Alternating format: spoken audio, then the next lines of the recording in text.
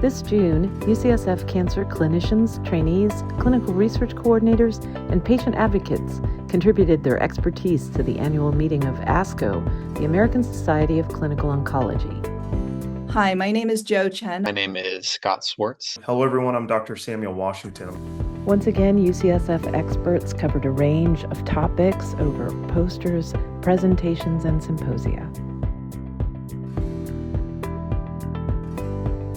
A unique highlight of ASCO 2025 was the induction of UCSF urologist Dr. Eric Small as ASCO president.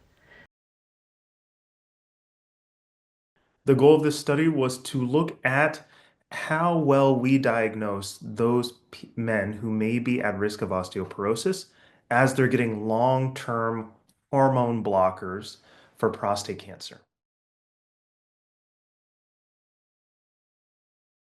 ASCO this year was super exciting. All of the new research coming out around ctDNA. So ctDNA is a type of liquid biopsy. We are seeing numerous trials and studies reporting on potential clinical applications using ctDNA in breast cancer.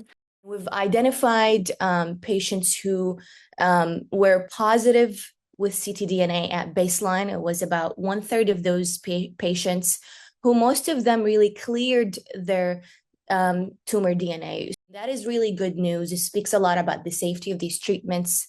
We really took a different angle and looked at ctDNA and how we might use that to plan our surgery. We've also seen a number of studies, both at this meeting and previously, showing that we can track ctDNA in the neoadjuvant setting, and that can tell us a lot about the risk of recurrence. That's super, super exciting. We were looking at the most prominent guidelines for cancer care in sub-Saharan Africa. There is a need for more studies to be done in the region. And more need for inclusion of studies done in sub-Saharan Africa in the guidelines meant for care there. This is my first ASCO 2025, and so I was really, really excited to be able to present it. I had one individual that was attending the conference come up to my poster and tell me about the experience that his mom had of being treated and diagnosed with metastatic lobular breast cancer. And so he actually was able to take a picture of my poster and share it with his mom. And I was able to provide a couple more resources that we provide our patients. I'm a CRC working on the DCIS recast trial, which is for the reevaluating conditions for active surveillance suitability as treatment for DCIS. And one of the most meaningful interactions that I've had is talking with this radiologist from Korea, and he mentioning to me that surgery is still the standard treatment option there, and most people do get still sent to surgery with the DCIS diagnosis.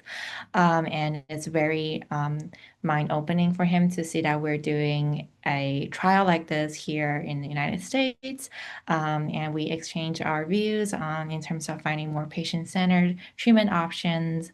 To exchange ideas on how to figure out what our next steps are and plan for other qualitative studies that are really going to amplify these perspectives inspired me to continue working on this path of being a physician researcher, because I truly believe that research can be a bridge between the community and science. And how can we, incorporate those perspectives into research is my goal and ultimately my biggest takeaway from ASCO.